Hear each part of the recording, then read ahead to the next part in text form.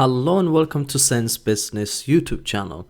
Today we will be covering market research. First of all, I want to apologize for not uploading anything for about a month or two now, so I'm really sorry. In today's lesson, we will cover the purpose of market research, the methods of market research, so primary and secondary research, and we will talk about the use of data in market research, so qualitative data, the role of social media in collecting market research, and then we will also talk about the importance of reliability of market research data. Okay, first things first, let's crack on with the lesson and cover market research. The process of gathering information about the market and customer needs and wants in order to help inform business decision, including product design and marketing, is market research. Market research helps business understand and familiarize themselves with the competition and get to know what people are prepared to pay for products or services. So that is really what all market research is about. But there's way more things to it than just that. And that's why I'm here to explain it to you. So the purpose of market research is to gather accurate information about three key influences on a business success. So that is the market, the needs of potential and existing customers, and any competitors the business might have. So we need to have good understanding of these three influences in order for our business to succeed. If we don't know any of them, for example, if we don't know what our customer needs and wants are, then we are clearly in the wrong market. So we can say that the purpose of market research is to identify the needs, to identify and understand customer needs, to identify gaps in the market, to reduce risk, to aid make important business decisions. Just remember these 4 points because it might turn up on the exam paper. So important questions that can be answered using market research. So market research will help us understand who is currently buying the product or service, how many people are interested in buying it, who is or are our main competitors, what is their market share. It also helps to answer, does the product or service fit in with the customer's lifestyle? Why would they buy the product or service? Where would they want to buy it? Where would they want this product or service to be available so they can go in and buy it online, in store, in supermarket? So these are the questions that will be answered with market research. So there's primary market research and secondary market research. You need to always remember that. And I'm going to go into more detail and explain what each one is. But before I can do that, there might be an advert. Don't get annoyed by that because that's how I can afford to upload more and more videos for you. Primary research. Primary research is a new research that is carried out to answer specific issues and questions. A research that has never been carried out before. It's original data. So primary research is gathered using questionnaires, surveys, focus groups, interviews, and observation. And I will give you a little description of what each of these mean a little bit later. How can business obtain primary research? You might be thinking. Well, a business can do online questionnaires and online focus groups in person, like this gentleman's doing it here, face-to-face, using interviews and focus groups, again, face-to-face ones, over the phone or through the post. There's a number of ways you could collect primary research. As a business owner, you will need to identify which form of gathering primary research is best for your business. You'll need to think about these very important 4 points. the cost involved with each form of collecting the data. You do not want to spend all of your budget on research and then you'll have nothing to run the idea with. So you need to ensure that you separate the budget for your research. Give people enough time to answer questions. Don't rush them, because you'll not get an honest answer. If you think about it, if you're walking down the road or if you're going to a store to buy something and you have been given a form and told that you need to answer it in 2 minutes, you're obviously going to just tick to get rid of them and just get out of the shop. But if, on the other hand, if they give you plenty of time and you just do the questionnaires on your in your own time, you are more likely to give an honest answer. So ensure that you give people as much time as they require. Make sure that the questions are clear. You don't want questions that doesn't make sense to the customer, so you need to ensure that your questions are clear and crystal. Select the right method of collecting data, face-to-face, online, or face-to-face, because what you don't want to do is, if all your customers are online, what you don't want to be doing is collecting data face-to-face, because that's not gonna help you out. As promised, here is a little description of each way of collecting primary research. So a questionnaire is a set of questions with a choice of answers. So questionnaires need to be carefully planned in order to provide useful feedback. Focus groups. A focus group, it's a group of people who discuss their views on a product, service, advertisement, or idea, either face-to-face or online.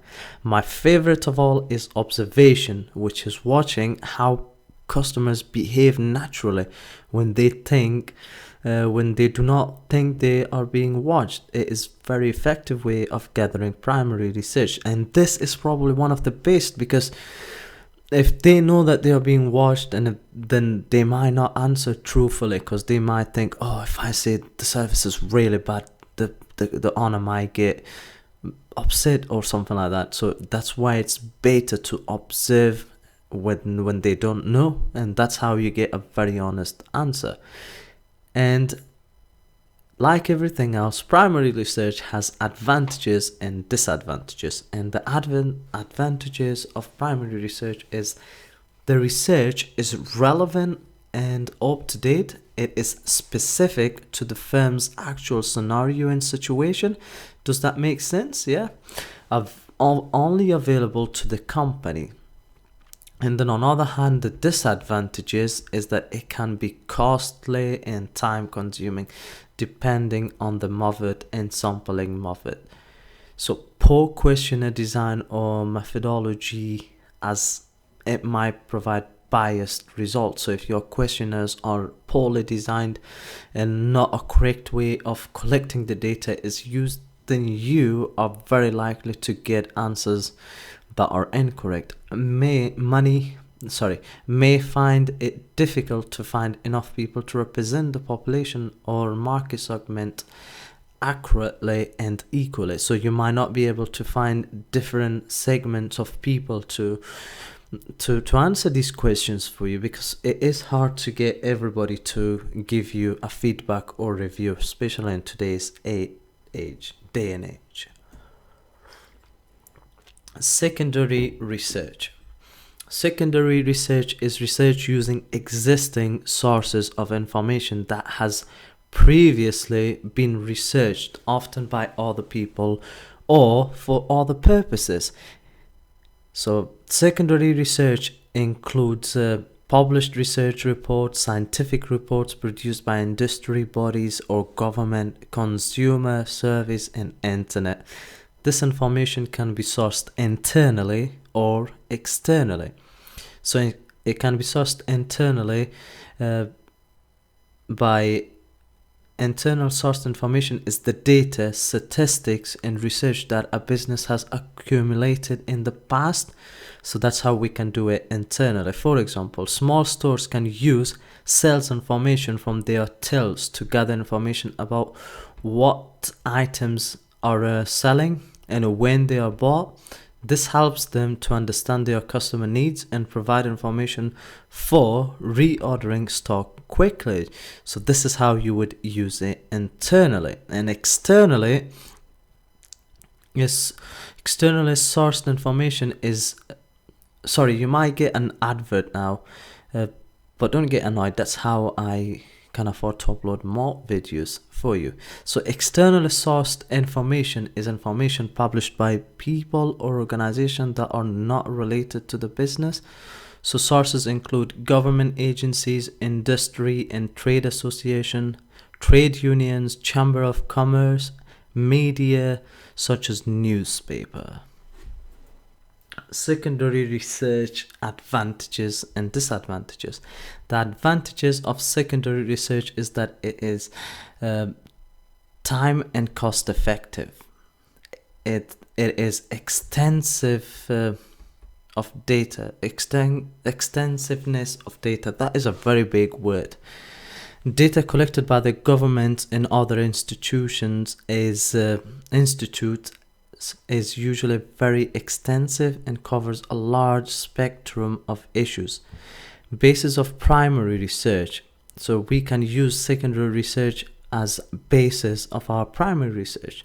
Data collected from secondary resource sources gives an idea to the organization about effectiveness of primary research. The disadvantages is that inaccuracy of data. We are totally depending on someone else's effort. We don't know how much effort they have put into the data. Therefore, we don't know how accurate this research is going to be. It's time lag issues. What this means is that information collected from books, historical surveys are usually not sync with the time and may have changed drastically. Thus, making such information a foundation of research may be highly risky for the businesses. So you need to be careful with the action that you're taking. So you need to maybe spend a little more and get specific and real research for the business that you are in. May not be specific. Extensiveness of such information is its benefit as well as its drawback. Organization will not get answers to their specific issues through this data directly. So these are the disadvantages of secondary research. And it brings us to qualitative data. Qualitative data is gathered by finding out what people think and why they think that way, in order to understand people's habits or preferences. It often focuses on getting people to talk about their opinions. So qualitative data is more about opinions. So the questions used to gather qualitative data are open questions, meaning that people need to give a long explanation rather than a simple yes or a no. This means that focus groups and face-to-face interviews are a good method of collecting qualitative data. So next we're going to cover quantitative. Quantitative, that's a very long word and one of words that I can never say properly. This is a research based on larger samples and is therefore more statistically valid. Quantitative research is concerned with data and addresses questions such as how many, how often, who, when, and where. The results of quantitative search will generally be numerical form. For example, 35% of customers rate the new product as attractive. 70% of potential customers use the internet to buy their hotel accommodation in Kabul.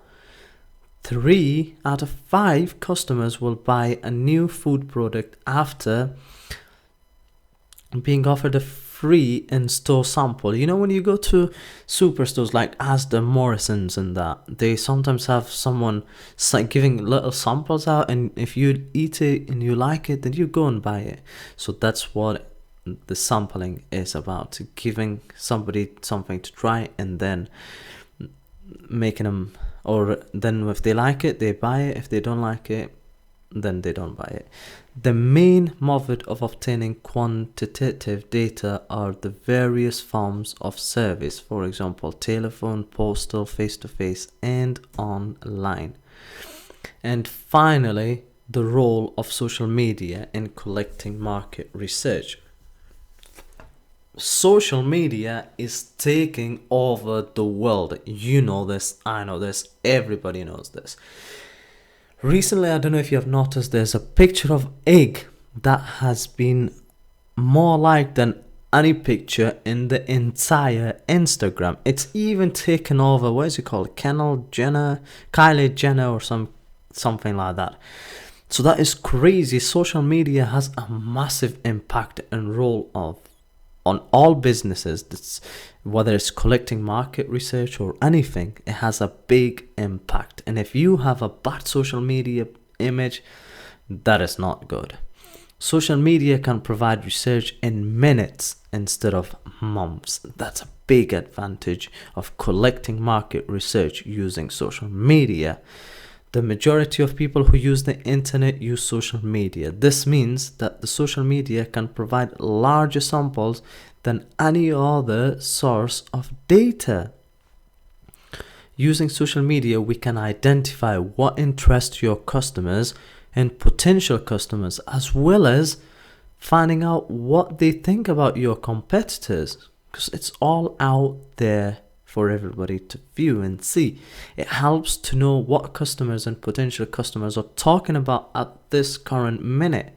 So if you want to run or collect market research data for a specific time, straight away you could do that, because on social media people are talking about these businesses, and businesses really need to be collecting this data and acting on it for it to be successful. If they continue to fail, then the competitors will pick up and start bringing products that are what the customers want.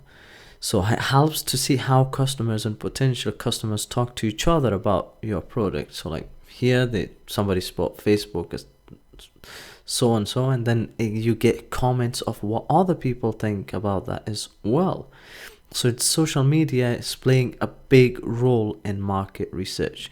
Here is an example, but first you might get an advert now, so don't get annoyed by it, and because as you know, that's how I can afford to upload more and more videos for you guys. Let's say you make a video advert for a new t-shirt. So looking at this graph here, what two things does the below information, which is this, tell you about people who engaged with your advert? The group which liked the advert the most are women between age 35 to 44. More women liked the advert than men, so this is all the men and this is all the women, and the women liked the t-shirt more than the men did. So how could you use this information to make choices about the market mix?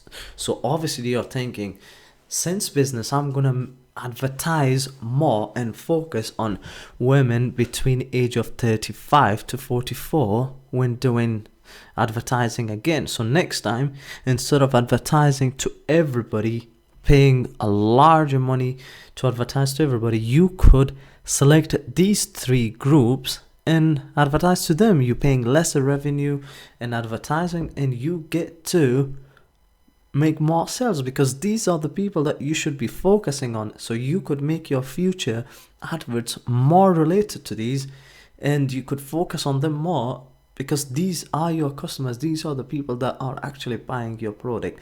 And that's what I love about social media adverts, because straight away you get all the information and you get to know who your target audience are, and you could use that data to make future business decisions. So that would be a big business decision that you're gonna make. You're gonna target these people, which will hopefully be a big advantage to your business and be successful. And now we are going to talk about the importance of reliability of market research data.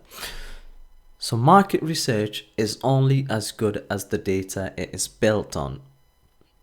critical component of data collection is ensuring the quality of the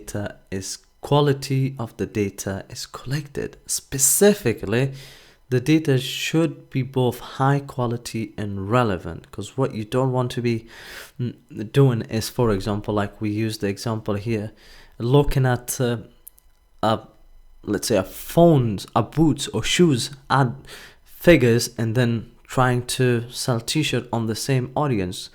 It's not gonna work. So you need to ensure that your data is good, and it's from the right, for the right group of people. Data quality is the degree to which data represents the true situation, and that's what I mean by ensuring that it's if you're advertising boots, you cannot use that data to then advertise boots to women or to men. So it depends which advert you are running or which campaign you're running. So you need to make sure that your campaign is actually specific and true to the situation. High quality data is accurate, valid, reliable, and represents reality faithfully. That is what reliability of data or good market research is. Reliability is the data that should be reliable, such that repeating the same methods produces the same result. Validity is the data should measure or represent what it is supposed to measure, and that's the difference between the two. And this brings us to the end of our lesson. Thank you very much for staying with me this long, and if there's any suggestions or questions, please let me know in the comment section below. Also, I've prepared 5 exam style questions for you, as you can see on the screen here. Can you make sure that you answer all these questions? So I will mark them for you, because these are very similar to how the exam questions might be. Please make sure that you subscribe to my channel as well, so you get to see the future videos straight away as soon as I upload them. Thank you for your time, and please don't get annoyed by the adverts that run on these videos, because that's how I can afford to upload more and more. Take care for now. Bye bye.